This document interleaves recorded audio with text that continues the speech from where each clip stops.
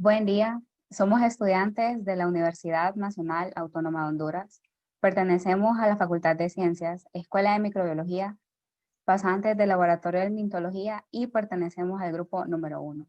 Las integrantes son Denise Martel, Gladys Vázquez, Rosángel Soriano y su servidora Paola Valle.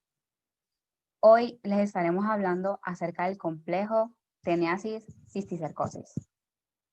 El complejo teniasis-cisticercosis son enfermedades causadas por los cisticercos, que son la forma larvaria de las tenias. En este caso, Taenia solium y Taenia saginata, gusanos planos intestinales pertenecientes a la clase Cestoda y que tienen como huésped definitivo al hombre, en el cual pueden llegar a producir la patología conocida como teniasis. Ambas especies necesitan de un huésped intermediario para poder llegar al ser humano e infectarlo. Nuestros objetivos son, en general, explicar el complejo teniasis-cisticercosis mediante el uso de recursos audiovisuales. Específicos, en primer lugar, diferenciar las especies de Taenia solium y Taenia saginata en base a las características morfológicas que presenta cada uno. Describir las características generales de Taenia solium y Taenia saginata que ayuden a obtener conocimientos esenciales sobre esta parasitosis y, en último lugar, identificar los diferentes métodos de diagnóstico que se empleen para estos helmintos. Empezaremos hablando acerca de la taxonomía. Pertenecen al superreino Eucariota, al reino Metazoa. Su filum es Platyhelmintes, su clase Cestoda, su subclase Eucestoda, el orden Cyclophilidea, familia Tenidae, género Taenia y las especies que abordaremos hoy, Taenia solium y Taenia saginata. Empezaremos hablando acerca de Taenia solium. Este presenta tres tipos de estadios: adulto, huevo y larva. Empezaremos hablando del estadio adulto. El estadio adulto de este helminto es aplanado en forma de cinta segmentada, ya sea de color blanco o amarillo. Tiene un tamaño de hasta 5 metros de longitud y de 1 a 2 milímetros de diámetro, con un extremo más delgado, que es el órgano de fijación conocido como escólex o cabeza. Posee 4 ventosas, aquí podemos observarlo, las 4 ventosas, y estas poseen un rostelo con una corona de doble ganchos. Estos ganchos pueden ser alrededor de 30. Este escólex, como se puede observar en la imagen, es más pequeño que el resto del cuerpo. El cuerpo se va ensanchando a medida que se aleja del escólex hasta alcanzar su tamaño máximo como un adulto. El cuerpo se le denomina estróbilo y se compone por segmentos llamados proglótidos que cuentan con un número máximo de 1000. O sea, esto quiere decir que el cuerpo, el máximo número de proglótidos que puede tener son 1000. Los últimos proglótidos se denominan grávidos y estos constituyen esencialmente un saco lleno de huevos. Estos cuentan en su interior con menos de 12 ramas uterinas a cada lado y además tienen un movimiento propio que es gracias al sistema neuromuscular que estos poseen. Ahora vamos a hablar acerca del estadio de huevo. En estas dos especies, los huevos son morfológicamente idénticos. Son redondeados o ligeramente ovalados. Miden aproximadamente entre 30 a 40 micras de diámetro. Poseen una doble membrana gruesa y radial, la cual tiene la función de proteger a la oncósfera, que es lo que contienen en su interior. Tienden a ser de color café y presentan en su interior el hexacanto o oncósfera con 3 pares de ganchos. También, si nos fijamos en la imagen, tienen semejanza o la forma de una llanta. Ahora hablaremos del estadio larvario, en este caso cisticerco. Es ovalado, mide 5 milímetros de ancho y 10 milímetros de largo. Se puede observar a simple vista. Posee un excólex invaginado con ventosas y ganchos en su interior. Ahora vamos a hablar acerca del ciclo de vida. Este se puede presentar en 2 niveles. El primero es a nivel intestinal. Este comienza cuando el humano adquiere la infección por consumo de carne cruda o mal cocinada que está infectada con los cisticercos. El cisticerco da origen al estadio adulto.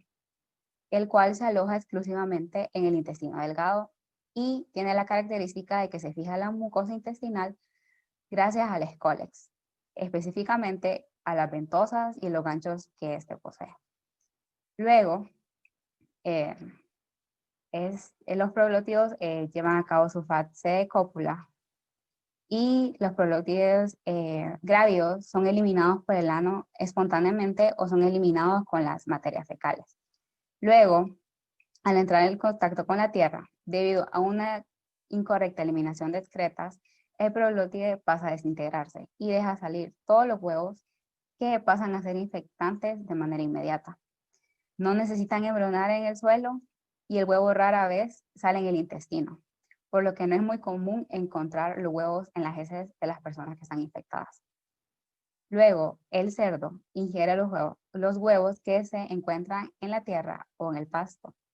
Los embriones hexacantos pasan por todo el tracto digestivo de lo que es el animal hasta llegar a su intestino delgado, penetran la pared intestinal y por medio de la circulación pueden llegar a localizarse en diferentes sitios, principalmente en el músculo estriado del animal. En este animal, la infección puede ser más intensa debido a su tendencia de coprofagia. Esto quiere decir que tienen una tendencia a estar alimentándose de heces fecales. Por último, la larva en el cerdo forma una membrana transparente que es la que protege a la oncósfera y origina un quiste que tiene en su interior la escólex. Por esto es que se le denomina cisticerco y este es el estado infectante para el humano. A nivel tisular, lo que pasa es que el humano infectado expulsa los proglótidos que dan origen a huevos infectantes en las materias fecales de este. Si no hay una correcta eliminación de excretas, contaminan el medio ambiente, ya sea los suelos, los aguas o los cultivos. Estos huevos infectantes son ingeridos de distintas maneras. El primer escenario es que estos huevos se ingieren procedentes de la tierra o de cultivos, ya sea de vegetales o de frutas o de agua contaminada. El segundo escenario es que el paciente ya se encuentra infectado y no recibe el tratamiento oportuno. El antihelmíntico lo que provoca es que desintegra el parásito dentro del humano y libera los huevos infectantes en el intestino o los proglótides son regurgitados al estómago y ocurre la liberación de los huevos. Y el último escenario es que el paciente ya está infectado y mediante los huevos que él mismo ha eliminado contamine sus propias manos y alimentos debido a que no tiene buenas medidas de higiene. Esto se conoce como el mecanismo de ano, mano, boca. Por último, los huevos dan origen a embriones hexacantos u oncóferas. Estos penetran la piel del intestino y por el sistema circulatorio pasan a través del pulmón, llegan hasta el corazón a su lado izquierdo. Desde ahí se van distribuyendo por la circulación arterial a diferentes sitios, como ser el sistema nervioso central, el músculo, los ojos, el tejido celular subcutáneo o pueden llegar a invadir la médula espinal, que es muy poco frecuente. Igual pueden llegar a invadir riñones y hasta el hígado, pero estas tres últimas se consideran que son escenarios que pasan muy rara vez. En estos sitios crecen hasta constituir cisticercos. El periodo desde la ingesta de huevos hasta el desarrollo de cisticercos puede durar de 2 a 3 meses. En estos órganos, los cisticercos pueden permanecer viables durante muchos años, hasta más de 20, y aparecer en el paciente con notable diferencia de tiempo, pues la maduración de estos cisticercos en cada persona es irregular. El cisticerco elabora una variedad de sustancias, como ser la tenestanina, que es un inhibidor de la serina e inhibe la respuesta inflamatoria por parte del hospedero. El daño se origina cuando el cisticerco muere espontáneamente o por el uso de antihelmínticos. Esto se debe a que la respuesta inmune reacciona y empieza a causar daños en lo que es el hospedero. A manera de resumen, sabemos que el hospedero intermediario de Taenia solium son los cerdos. El hospedero definitivo es el humano. El estadio infectante para el humano pueden ser los cisticercos o los huevos. El estadio infectante para el cerdo son los huevos y el periodo prepatente de este parásito es de 2 a 3 meses. Ahora vamos a hablar acerca de las manifestaciones clínicas. El prurito y sensación de cuerpo extraño en el ano, debido a la eliminación de los proglótidos, suele pasar. Sin embargo, no son eliminados con mucha frecuencia. La mayor parte de los pacientes son asintomáticos. Se pueden llegar a presentar síntomas digestivos como sea el dolor abdominal, los retortijones, el meteorismo, el aumento o disminución del apetito, pérdida de peso, náuseas y hasta vómitos. Y tenemos las manifestaciones neurológicas, como ser la epilepsia, las convulsiones, los síndromes de tipo mental y las cefalias. Las patologías puede en algunos casos producir lo que es la irritación mecánica e inflamación de la mucosa intestinal debido al órgano de fijación, la escólex.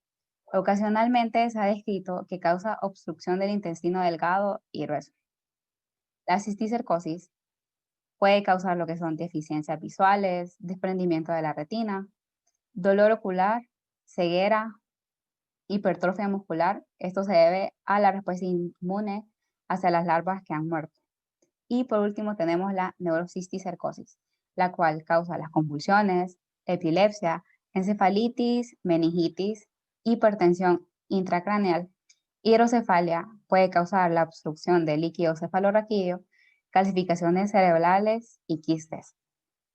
Esta neurocisticercosis es considerada la patología más peligrosa de que puede llevar a la persona infectada hasta la muerte. Ahora vamos a hablar acerca de Taenia saginata. Igual empezaremos con la morfología de adulto. Generalmente estos son de color blanquecino, con una simetría bilateral y aplastado dorsoventralmente, con forma de cinta, como podemos observar en la imagen. Miden entre 5 y 10 metros de longitud y de 5 a 10 milímetros de ancho. El escólex de Taenia saginata posee 4 ventosas. A diferencia de Taenia solium, esta no posee ni rostelos ni ganchos. Posee proglótidos grávidos con más de 13 ramas uterinas principales a cada lado. El estróbilo puede contener más de 2000 proglótidos, por eso es que es más larga, a diferencia de Taenia solium que solo puede llegar a contener hasta 1000. Presenta 2 lóbulos ováricos en los proglótidos maduros y también posee un esfínter vaginal. El estadio de huevo es idéntico al de Taenia solium y solo se pueden distinguir por componentes moleculares. Son redondeados o ligeramente ovalados, de aproximadamente a 30 a 40 micras de diámetro. Poseen una doble membrana gruesa y radiada que le da la semejanza a una llanta. Son de color café y presentan en su interior el embrión hexacanto u oncósfera con 3 pares de ganchos. Aquí podemos observar en la imagen lo que es la membrana y podemos ver que tienen las mismas características de los huevos de Taenia solium. Por último tenemos el cisticerco. Igual es similar al de Taenia solium, pero este no posee ganchos en lo que es su escólex. Es ovalado, mide de 5 milímetros de ancho y 10 milímetros de largo. En la imagen podemos ver cómo se encuentran incrustados en lo que es el músculo de una persona o puede ser también en el músculo de su hospedero intermediario. El ciclo de vida de Taenia saginata es muy parecido al de Taenia solium. Las principales diferencias radican en que la carne que ingiere el humano para infectarse es de origen vacuno, lleva a cabo el mismo recorrido, pasa por el tracto digestivo, llega hasta el estómago, después pasa al intestino delgado. Ahí el adulto se adhiere al intestino por medio de las ventosas que posee, luego sale del humano, llega al suelo y en este caso es la vaca quien se encarga de ingerir lo que son los huevos que se encuentran ahí. Estos huevos ya una vez ingeridos por ella, que los ingiere junto con la hierba o el heno, se encuentran dentro del lumen de las ramas uterinas del proglótido, son liberados y estos son liberados en el tejido de la vaca gracias a las enzimas digestivas que ésta posee en su estómago. La oncósfera pasa a penetrar la pared intestinal, lo cual lo hace por medio de la ayuda de lo que es sus ganchos y ciertas peptidasas. Luego pasan a infectar el tejido muscular estriado. Llegan a infectar este tejido muscular ya que los cisticercos igual viajan por lo que es el torrente sanguíneo del animal. Luego, este cisticerco puede tardar muchos años antes de calcificarse. El ganado puede experimentar enfermedad debido a las lesiones de llenado gracias a los cisticercos, especialmente si estos quistes se desarrollan en áreas sensibles. Esto quiere decir los tejidos neurológicos. Normalmente no se muestran signos de infección, ya que este ganado se sacrifica de manera rutinaria en los primeros años de su vida y los cisticercos que quedan vivos no causan problemas, ni siquiera en los tejidos neurológicos. Es importante señalar que el ganado no se puede infectar con los estadios adultos de este parásito si accidentalmente ingieren los cisticercos, del mismo modo que los seres humanos no pueden albergar al cisticerco, ya que los huevos de Taenia saginata solo eclosionan en el estómago de las vacas. No hay un riesgo de enfermedad invasiva en humanos por este parásito. Esta situación solo recalca el hecho del problema de salud que significa la cisticercosis por parte de Taenia solium en los humanos. La mayoría de las personas infectadas albergan un solo parásito adulto, pero ha habido casos en que se recuperan numerosos gusanos de una sola persona infectada. En este caso, el hospedero intermediario es la vaca, el hospedero definitivo es el humano, el estado infectante para el humano es el cisticerco, el estado infectante para el ganado son los huevos y el periodo prepatente de este parásito es aproximadamente de 3 meses. Las manifestaciones clínicas principales son que estas infecciones son asintomáticas, pero algunas personas pueden experimentar plenitud epigástrica, esto quiere decir dolor o malestar localizado en la parte superior del abdomen. La más importante manifestación es la sensación de un cuerpo extraño en la zona perianal, lo cual provoca un prurito. En raras ocasiones, este parásito suele provocar náuseas y vómitos. Vamos a hablar ahora del diagnóstico para ambas especies. En primer lugar, tenemos la observación macroscópica de fragmentos, los proglótidos o porciones del estróbilo. Esto se hace mediante lo que se encuentra en el ano o en la materia fecal. Se recomienda recogerlos y mantenerlos en agua hasta que vayan a ser examinados para que no pierdan su tamaño ni se desequen. En la observación microscópica tenemos lo normal, el examen coproparasitológico, se pueden observar los huevos en las heces. Es recomendable utilizar un método de concentración como el de Formol-Ether en caso de que exista poca presencia de huevos. También se puede utilizar lo que es el método de Graham. Para la neurocisticercosis que causa Taenia solium, el médico va a recomendar una escanografía, una tomografía axial computarizada, o mejor conocida como TAC, o una resonancia magnética. También tenemos la mielografía, que es cuando hay cisticercos en la médula espinal, y las radiografías o biopsias, que es cuando hay cisticercos en los músculos. Luego tenemos los métodos inmunológicos, como el Western blot, el análisis de proteínas de los proglótides, las ondas de ADN, para huevos o parásitos adultos. También tenemos lo que es el análisis de los coproantígenos por medio de ELISA, que es el más confiable. Y tenemos los métodos moleculares como la PCR aninada. Tenemos las técnicas de coloración para identificación de los proglótidos. Tenemos el método de carmín acético de semichón, que es una coloración permanente, y el método rápido de tinta china para la especiación de Taenia. Como se pueden observar, los materiales son básicos. Tenemos agua destilada, una caja Petri, una aguja para insulina, tinta china. En resumen, los pasos constan de que tomamos al cesto, tomamos una parte de lo que es del estróbilo, en este caso un proglótido, se le llena de tinta china, de ahí pasa a lo que es a quitar ese exceso por medio del secado con papel toalla. Una vez que se quitaba el exceso, se coloca en el portaobjetos y se procede a observar en lo que es un microscopio estereoscópico. Como conclusión, el complejo tenacis cisticercosis es de conocimiento mundial. Por esta razón, es elemental conocer cuáles son las especies que lo conforman, cuáles son las patologías que causan. Asimismo, es importante identificar cuál es el mecanismo que utilizan para infectar a los seres humanos, que son los hospederos definitivos, y lograr diagnosticarlas a tiempo por medio de las diferentes técnicas de laboratorio para evitar poner en riesgo la vida de personas que se ven afectadas por ellas. Agradecemos mucho su atención, esperamos disfruten esta explicación.